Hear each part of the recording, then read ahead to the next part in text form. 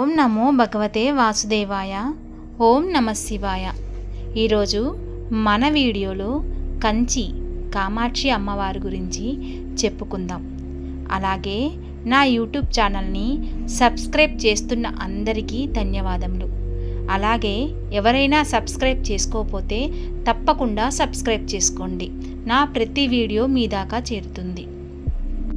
కంచిలో కాళికగా సంహారకేలిగా చేసిన అమ్మ ప్రసన్న కామాక్షిగా ఎలా మారిందో తెలుసుకుందాం. కంచి కామాక్షమ్మ కన్నులతోటే అనుగ్రహాన్ని వర్షించే తల్లి. ఆ దేవత కరుణకి కోరుకున్న శంకరులని అనుగ్రహించిన అమ్మ. తన నోటిలోని తాంబూలానికి ఆయనకి ఒక తల్లి తన బిడ్డని తినిపించిన చందంగా అందంగా తినిపించే అనుగ్రహించింది.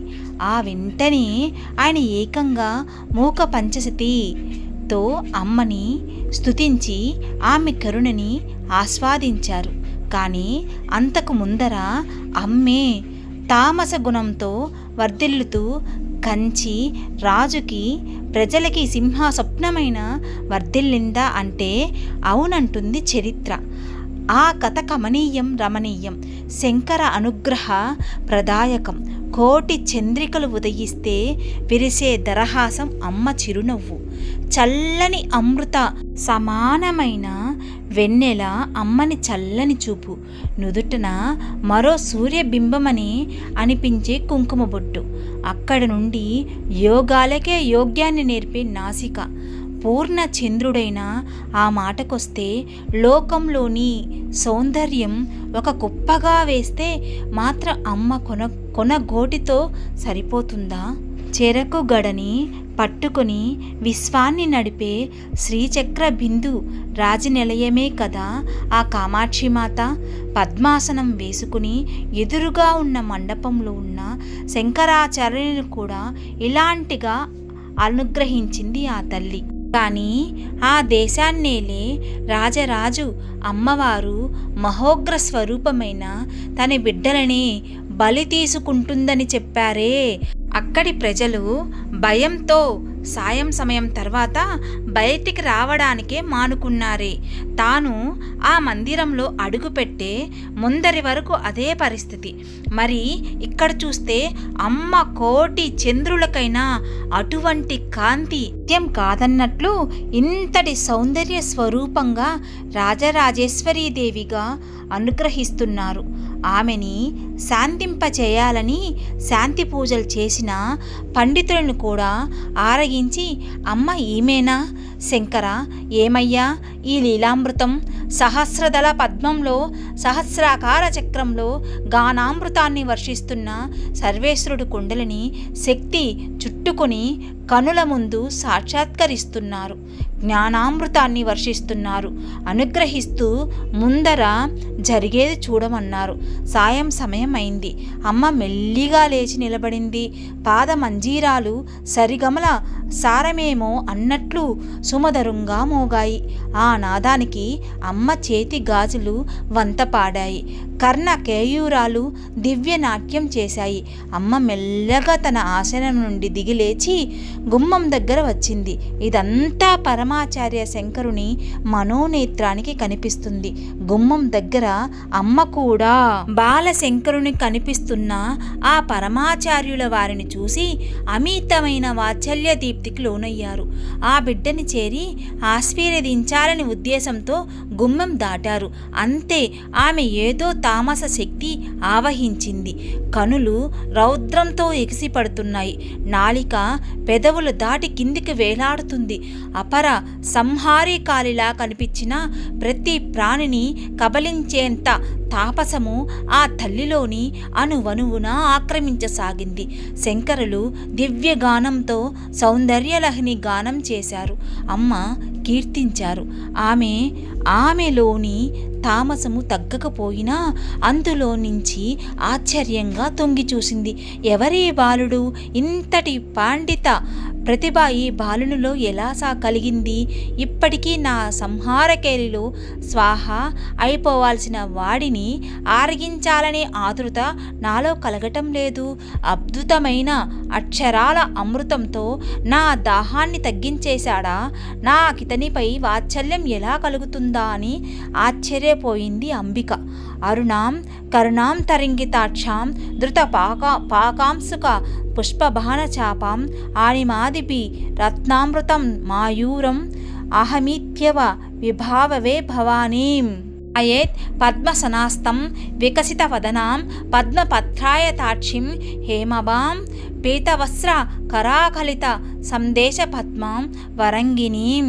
మరోసారి అమ్మవారిని ధ్యానిస్తూ గర్భాలయంలో తనకి కనిపించే అదే రూపాన్ని ధ్యానించారు ఆదిశంకరులు. అమ్మ కరిగిపోయింది. ఆమెలోని తామస కాలి క్షణం కాలం మళ్ళీ కామాక్షమ్మ అయింది. కరుణతో నిలువెల్లా కరిగింది. శంకర ఆర్తిగా పిలిచింది. అమ్మా అన్నారు శంకరులు.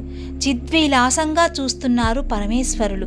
నాయనా, నీ సూత్రానికి ఆ పాండిత్య ధారామృతానికి నాలో మాతృప్రేమ ఉప్పొంగుతుంది. నీకేదైనా వరం ఇవ్వాలని అనిపిస్తుంది. అడుగు నాయనా అంది వాత్సల్య అమృత వర్షిస్తూ.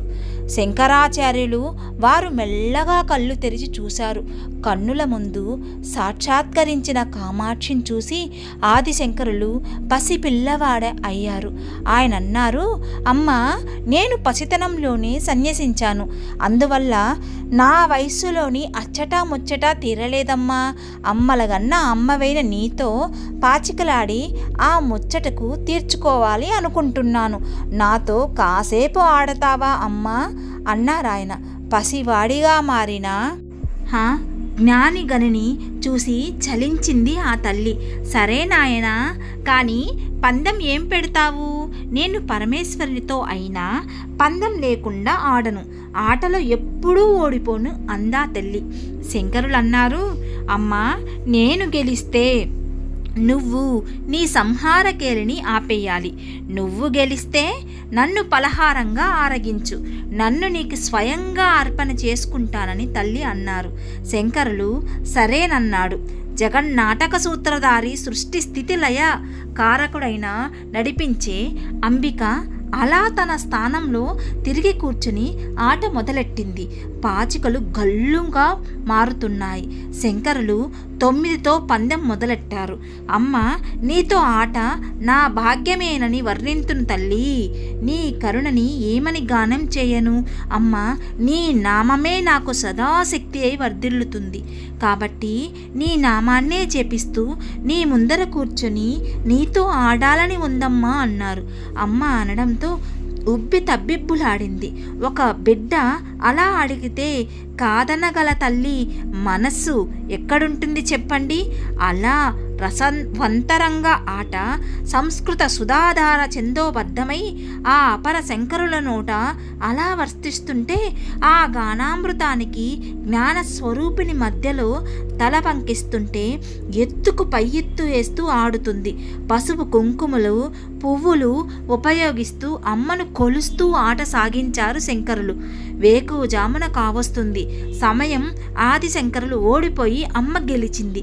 చిన్న పిల్లల సంబరం. అమ్మ మోము కదలాడింది. శంకరా, నాతో పందెం కాశావు, ఓడిపోయి చూసావా? ఇక నన్ను నా సంహారకేలికి తరలినివ్వు.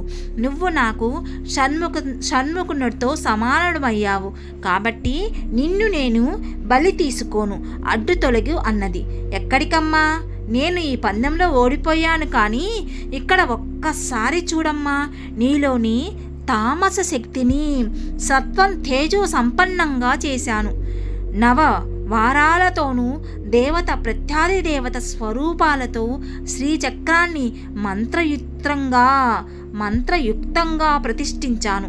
అమ్మని అది మాతవు నీవే ఇలా తామస ప్రవృత్తితో నీ బిడ్డలని బలి తీసుకుంటే ఎవరమ్మా వారికి అండగా నిలబడతారు? ఇక నీవు బయటికి వెళ్ళడానికి కుదరదు తల్లి అన్నారు. పరమేశ్వరుడు సాక్షిగా వచ్చారు. ఆయన అన్నారు, అవును దేవి, నాలో సగమైన నిన్ను అవమానించడం ఇష్టం లేక ఇన్నాళ్ళు నేను నీతో ఈ విషయాన్ని గట్టిగా చెప్పలేకపోయాను. శంకరుడు ఆ విషయాన్ని తెలుసుకొని శంకరుడు నా అంశతో జన్మించాడు. అందుకే ఆటలో ఓడినా నిన్ను కట్టడి చేయడంలో గెలిచాడు. దేవి, ఇకమైన నీవు నీ భక్తులను అనుగ్రహిస్తూ అనుగ్రహ స్వరూపంతో రాజరాజేశ్వరివై కథాశయాన్ని మాత్రమే వర్షించాలని చెప్పారు. పరమేశ్వరుని మాట అంగీకరించి అమ్మ నిజంగానే కరుణా తరంగివి సాక్షిగా మారిపోయింది. ఆ కామాక్షి దర్శనానికి వచ్చే వారికి అప్పటి నుండి అమ్మ కరుణా సంపూర్ణమై అనుగ్రహాన్ని వర్షిస్తుంది. అప్పుడు ఆచార్యులు ప్రతిష్ఠించిన శ్రీచక్రానికి ఇప్పటికీ పూజలు జరుగుతాయి. అమ్మవారిని ఈ ప్రాంగణం విడిచి వెళ్ళవద్దని శంకరాచార్యులు కోరడంతో అమ్మవారు ఉత్సవ సమయంలో కూడా శంకరాచార్యుల అనుమతి తీసుకొని బయటకొస్తుంది. అష్టదశ శక్తిపీఠాలలో ఒకటిగా వెలుగొందుతున్న కామాక్షిదేవి ఆలయం తమిళనాడులోని కాంచీపురంలో కొలువై ఉంది. కాంచీలో శక్తి పీఠాన్ని నాభిస్థానం శక్తిపీఠం అంటారు. అమ్మవారు యోగముద్రలో పద్మాసనంపై ఆసీన్యురాలై అద్భుతంగా ఉంటుంది. అమ్మవారి క్రింద హస్తాలతో చెరుకుగడ, తామర పుష్పం, చిలుకపై చేతులతో పాశాన్ని, అంకుశాన్ని ధరించి ఉంటారు.